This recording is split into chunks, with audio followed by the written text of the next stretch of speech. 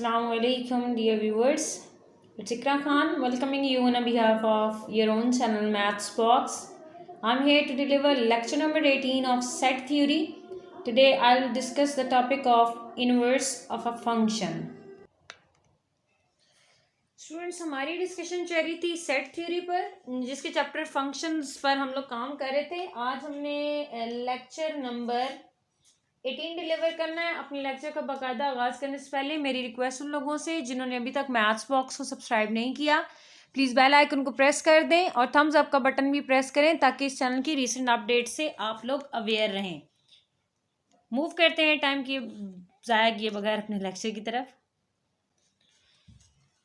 आज जो बेसिकली हम लोगों ने करना है वो हमने दो चीज़ें जो है डिस्कस करनी है। एक तो मैंने आपको इन्वर्स लेना सिखाना है, किसी भी फंक्शन का इन्वर्स किस तरीके से आप फाइंड आउट कर सकते हैं एक ही थीम को माइंड में रखते हुए। और फर्दर मोर एक बहुत ज़्यादा इम्पॉर्टेंट थ्योरम है जो प्रीवियस लेक्चर से ही लिंक्ड है, जिसमें आपने बाइजेक्टिव और इन्वर्टेबल फंक्शन को रिलेट करना है। तो पहले हम लोग मूव करते हैं अपने इन्वर्स फंक्शन की तरफ कि इन्वर्स आप किस तरीके से किसी फंक्शन का निकालते हैं।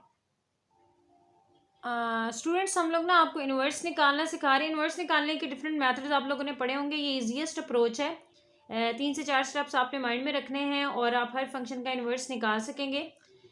स्टेप नंबर 1 में आप क्या करेंगे, मैं यहाँ पर स्टेप्स बना रही हूँ, ठीक है। स्टेप नंबर 1 में आप क्या करेंगे, आप बेसिकली एफ ऑफ एक्स को किसके इक्वल पुट कर देंगे, वाई के इक्वल। तो y is equals to 2x minus 3 हो गया। इस तरीके से नेक्स्ट आपने स्टेप नंबर 2 करना है। स्टेप नंबर 2 में आप क्या करते हैं, आप इंटरचेंज करते हैं x और y को।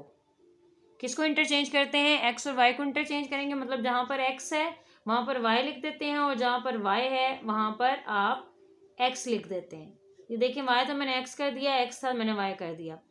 इसी तरीके से स्टेप नंबर 3 आपके पास है। स्टेप नंबर 3 में आप इसमें से सेपरेट कर लेते हैं y को। स्टेप नंबर 3 में आप सेपरेट कर लेते हैं किसको, y को। तो y अगर आप इसको सेपरेट करेंगे तो आपके पास हो जाएगा x और ये 3 इधर आगे x प्लस 3 और 2 डिवाइड हो जाएगा। So you will get the value of y to be x plus 3 by 2, ये होल बाय है। और स्टेप नंबर 4 में आपने क्या करना है, सिंपल स्टेप नंबर 4 में आप y को f ऑफ x के इक्वल नहीं रखेंगे, ये बात याद रखनी है। f इनवर्स ऑफ x के इक्वल रखेंगे और आपके पास वो आंसर आ चुका है क्या, x प्लस 3 बाय 2। तो ये चीज़ बेसिकली इनवर्स है इस फंक्शन की। ये 4 स्टेप्स अगर आप माइंड में रखें तो किसी टाइप का भी फंक्शन हो तो आप उसका इनवर्स आसानी से निकाल सकेंगे। स्टूडेंट्स, मूव करते हैं एक और क्वेश्चन की तरफ, जो कि बेसिकली क्वेश्चन नंबर 20 है आपकी एक्सरसाइज का। इसमें भी आपने इन्वर्स निकालना है। उस तरह 4 स्टेप्स करेंगे। फर्स्ट स्टेप में मैंने आपको कहा है जी ऑफ एक्स को आप किसके इक्वल रख लेते हैं, आप वाई के इक्वल रख लेते हैं। ये आपके पास आ गया वाई 2x माइनस 3 बाय में 5x माइनस 7। सेकेंड स्टेप में आप क्या करते हैं, आप x को y से और y को x से रिप्लेस करते हैं। तो यहाँ पर आ जाएगा आपके पास x, यहाँ पर आ जाएगा y माइनस 3 और बाय में आ जाएगा f y minus 7। Third step में आप क्या करते हैं, इनको सॉल्व करते हैं। इनको जब आप अरेंज करेंगे तो 5 को इससे मल्टीप्लाई करेंगे। चलो मैं पूरा स्टेप कर देती हूँ। 5xy माइनस 7x, यहाँ पर आपके पास रह जाएगा 2y माइनस 3। और इसको फर्दर जब आप सॉल्व करेंगे तो आप 5x और 2y को इधर सेपरेट कर लेंगे, तो उसमें से y कॉमन ले लेंगे। y आपका कॉमन आ गया तो आपके पास जो रिलेशन बचेगा वो बेसिकली क्या होगा, 7 इस तरफ आ जाएगा, 7x माइनस 3 और बाय में आपके पास क्या चला जाएगा, बाय में इन दोनों टर्म में से जो कॉमन आया होगा वो बेसिकली होगा 5x माइनस 2। ठीक है, तो यहाँ पर मैं लिख देती हूँ 5x माइनस 2। लास्ट स्टेप में आपने क्या करना होता है, आपने y को किसके इक्वल पुट करना होता है, f inverse of x। So this is basically the inverse formula for the given function. That is basically question number 20 of exercise. ठीक है, तो ये आपके पास इनवर्स फंक्शन निकल आया है बेसिकली इस फंक्शन। और यहाँ पर f नहीं यूज़ करेंगे, क्या यूज़ करेंगे, g इनवर्स यूज़ करेंगे। तो g inverse of x 7x minus 3 by 5x-2। तो ये एक 4 स्टेप्स आप अपने माइंड में रखते हुए, नो डाउट कि डिफरेंट ऑथर्स ने इन्वर्स निकालने के डिफरेंट मेथड्स को इस्तेमाल किया हुआ है, लेकिन ये इजीएस्ट अप्रोच है, इसको आप हर क्वेश्चन पर अप्लाई कर सकते हैं। स्टूडेंट्स, बहुत ही ज़्यादा इम्पॉर्टेंट थ्योरम है, इफ़ एंड ओनली इफ के साथ रिलेट होता है। किस किस को रिलेट करता है? इन्वर्टेबल फंक्शन को और बायजेक्टिव फंक्शन को। मैं प्रीवियस लेक्चर्स में हम लोग डिस्कस कर चुके हैं कि इन्वर्टेबल फंक्शंस क्या हैं, बायजेक्टिव फंक्शंस क्या हैं। जिनको ये बात क्लियर नहीं है, डिस्क्रिप्शन में लिंक दिया गया है, प्रीवियस लेक्चर्स को गो थ्रू कर लें। बहुत ज़्यादा पेपर पॉइंट ऑफ व्यू से इम्पॉर्टेंट थ्योरम है। प्रूव इसका शुरू करते हैं। सिंपल सा प्रूव है, सपोज करते हैं, क्योंकि इफ एंड ओनली इफ है तो आप पहले सपोज कर लें एफ ए से बी आपके पास क्या है? इन्वर्टेबल है। कौन सा फंक्शन है? इन्वर्टेबल। इन्वर्टेबल फंक्शन वो होता है जिसका इनवर्स एग्जिस्ट कर रहा हो, ठीक है। हमने प्रूव क्या करना है? We prove F is bijective. F अगर बायजेक्टिव है, बायजेक्टिव प्रूव करना है तो बेसिकली हमने दो काम प्रूव करने हैं। एक तो हमने प्रूव करना है कि एफ जो है आपके पास 1 1 है, और दूसरा ऑन टू है, क्योंकि बायजेक्टिव का मतलब होता है कि ये एट अ टाइम 1 1 भी हो और ये साथ में ऑन टू भी हो। मतलब अगर हमने बायजेक्टिव प्रूव करना है तो we have to prove this F is 1 1 as well as onto. अब जरा यहाँ पर गौर करें, एफ आपके पास क्या है? इन्वर्टेबल है। इसका मतलब है फिर एफ इनवर्स एग्जिस्ट। इन्वर्टेबल है तो इसका मतलब उसका इनवर्स एग्जिस्ट करता है। और इनवर्स किस तरीके से एग्जिस्ट करेगा? दैट इज कि आप जब एफ इनवर्स की कंपोजिशन बनाते हैं एफ के साथ, तो वो आपके पास आइडेंटिटी फंक्शन डिफाइंड ऑन ए आता है, और जब आप एफ कंपोजिशन एफ इनवर्स लेते हैं तो वो आपके पास identity function defined on B आता है। ये प्रीवियस लेक्चर्स में हम लोगों ने डेफिनेशन डिस्कस की है इन्वर्टेबल फंक्शन की। अब जरा यहाँ पर आपने गौर करना है कि एक हमने थ्योरम पढ़ा था, मैं यहाँ पर रेफरेंस दे रही हूँ, फिर इसको इरेज कर लेंगे, कि अगर आपके पास g ऑफ f 1 1 है, कौन सा फंक्शन है? 1 1। तो मैंने आपको ये प्रीवियस लेक्चर्स में ये बताया था कि अगर आपके पास फंक्शन क्या हो 1 1, तो फिर इन दोनों में से सेकंड वाला भी आपके पास 1 1 होता है। क्या होता है? सेकंड वाला भी 1 1 होता है। जरा गौर करें, आइडेंटिटी फंक्शन डिफाइंड ऑन ए, ये आइडेंटिटी फंक्शन है। आइडेंटिटी फंक्शन हमेशा क्या होता है? वो आपके पास 1 1 होता है, ठीक है। 1 1 होगा तो इस इक्वेशन की राइट साइड अगर 1 1 है तो लेफ्ट साइड भी 1 1 है, और लेफ्ट साइड तो आपके पास कंपोजिशन ऑफ फंक्शन है। इसका मतलब है कंपोजिशन ऑफ फंक्शन अगर 1 1 हो तो फिर इन दोनों में से कौन 1 1 होगा? इस रूल के मुताबिक फिर सेकंड नंबर पर आने वाला एफ भी 1 1 होगा। वही चीज अब मैं यहाँ लिखने लगी हूँ। Since I of A is 1 1, I of A आपके पास क्या है? 1 1। This implies that F inverse of F is 1 1, F inverse of F भी 1 1 होगा। क्यों? क्योंकि आपके पास अगर राइट साइड 1 1 है तो लेफ्ट साइड भी 1 1 होगी। यहाँ पर आपने अब थ्योरम लगाना है कि कंपोजिशन आपके पास 1 1 है, कंपोजिशन 1 1 हो तो सेकंड नंबर वाला, ये देखें यहाँ पर मैंने लिखा है सेकंड नंबर पर क्या है? एफ है, एफ इज 1 1। तो जो हमने बायजेक्टिव प्रूव करना था उसमें 1 1 एक चीज प्रूव करनी थी और दूसरी ऑन टू। एक तो बात हमारी हो गई है पूरी, 1 1 तो एफ हो चुका है, ये देखें। अब देखें आई ऑफ बी आपके पास क्या होता है? आइडेंटिटी हमेशा आपके पास 1 1 भी होती है, वो आपके पास ऑन टू भी होती है, मतलब आइडेंटिटी फंक्शन जो होता है। Since I of B is onto, आपने प्रीवियस लेक्चर्स में एक थ्योरम पढ़ा है कि अगर आपके पास कंपोजिशन ऑन टू हो तो फिर कंपोजिशन को बनाने में जो पहले वाला फंक्शन होता है वो भी ऑन टू होता है। वही चीज अब हम यहाँ पर अप्लाई करेंगे। Since I B is onto, I B right side है, राइट साइड अगर ऑन टू है तो लेफ्ट साइड भी क्या होगी? आपके पास ऑन टू होगी। This implies that F of F inverse is onto. अब यहाँ पर आप एक रिजल्ट को यूज करेंगे यही वाला कि जब कंपोजिशन ऑन टू हो तो उसमें फर्स्ट नंबर पर जो चीज आती है वो भी ऑन टू होती है, एफ इज ऑन टू। अब अगर आप गौर करें F11 भी है, एफ ऑन टू भी है, इसका मतलब है फिर एफ क्या बन चुका है आपके पास, this implies that F is bijective. ठीक हो गया, ये तो हमने एक पार्ट इसका प्रूव कर लिया है। अब हम इसका कन्वर्स करेंगे, मूव करते हैं कन्वर्स की तरफ। इट्स ब्लिंकिंग ना, set it first. Is it okay? Should I go? Should I proceed now? Okay, fine. अब हमने इसका कन्वर्सली करना है। कन्वर्सली में क्या करेंगे, कन्वर्सली सपोज क्या करेंगे आप, एफ इज बाइजेक्टिव, एफ आपके पास क्या है, बाइजेक्टिव।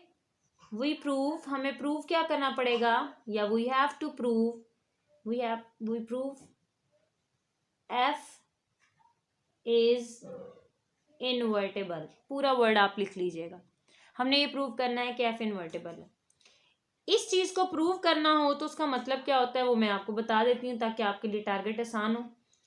एफ को आपने इन्वर्टेबल प्रूव करना है। पहले तो ये है कि अगर एफ इनवर्स एग्जिस्ट करता है तो हमने दो प्रॉपर्टीज को पूरा करना होता है। वो दो प्रॉपर्टीज क्या होती हैं कि एफ इनवर्स ऑफ एफ आपके पास आइडेंटिटी ऑफ ए होनी चाहिए, identity function defined on A होना चाहिए, और एफ इनवर्स ऑफ एफ आपके पास identity function defined on B होना चाहिए।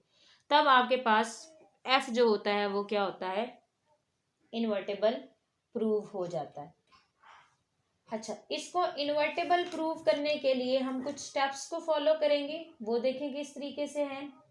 एफ आपके पास क्या है, बाइजेक्टिव, तो इसका मतलब है एफ आपके पास 1 भी है और ऑन टू भी है। सपोज एफ इज बाइजेक्टिव, तो यहां से फिर आप कह सकते हैं so F is both 1 and onto, 1 भी है ऑन टू भी।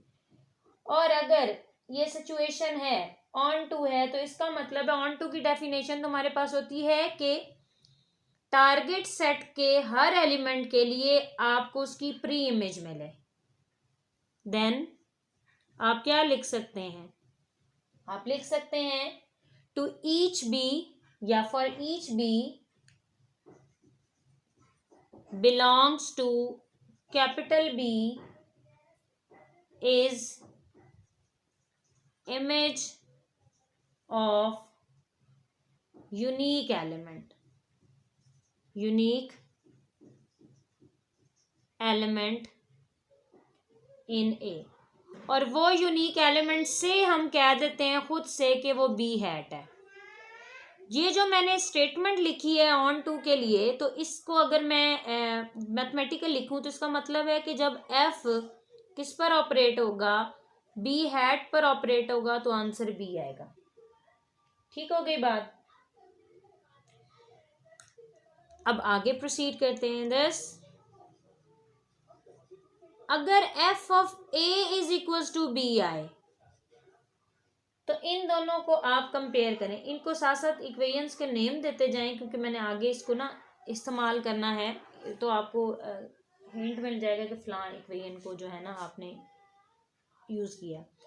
इनकी राइट साइड्स इक्वल हैं तो इसका मतलब है इनकी लेफ्ट साइड्स भी आपस में क्या हो जाएंगी, इक्वल हो जाएंगी। ठीक हो गई बात। यहां से आप क्या लिख सकते हैं, B hat is equal to ए।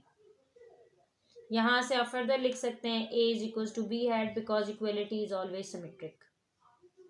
ठीक है, अब ये मैं इक्वेशन इसके सामने बना रही हूँ, फिर उसके बाद इरेज करके चलते हैं। ये गलबन आपको समझ आ गई होगी। अच्छा, b is equal to B hat. अब इस पर आप f ऑपरेट कर दें, this further implies that f of a is equal to f of b hat. ठीक है, f ऑफ a किसके इक्वल है, f ऑफ a तो आपके पास b के इक्वल है। यहाँ पर इक्वेशन 1 के तहत b is equals to f b hat. ठीक हो गई बात। इसको आप इक्वेशन नंबर 3 कह के स्टॉप कर दें। अब हम सपोज कर रहे हैं, नाउ सपोज एक फंक्शन g, यहाँ चले, यहाँ लिख देते हैं। नाउ लेट g एक मैपिंग है जो कहाँ से कहाँ तक डिफाइन की गई है, b से a तक डिफाइन की गई है।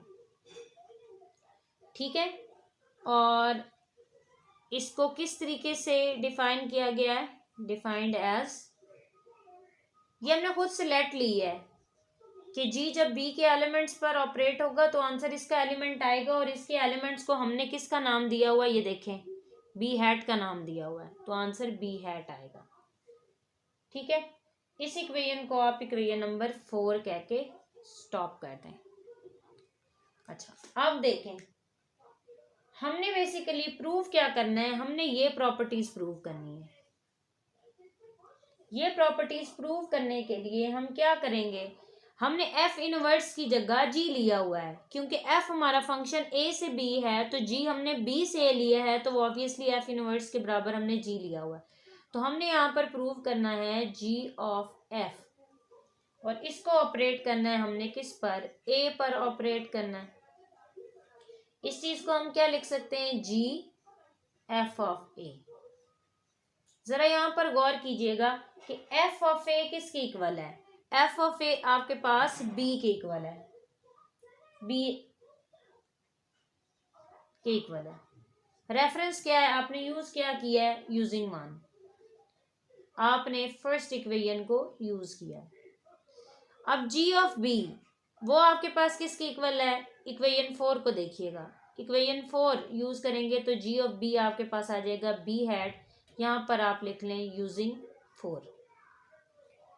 अब बी हैट आपका किसके इक्वल है, वो है ए के इक्वल, वो इक्वेशन नंबर 2 है। इसका मतलब क्या हो गया, यहाँ पर यूजिंग 2 कि जी ऑफ एफ ए पर ऑपरेट हुआ है, आंसर फिर क्या आ गया है, ए ही आ गया है।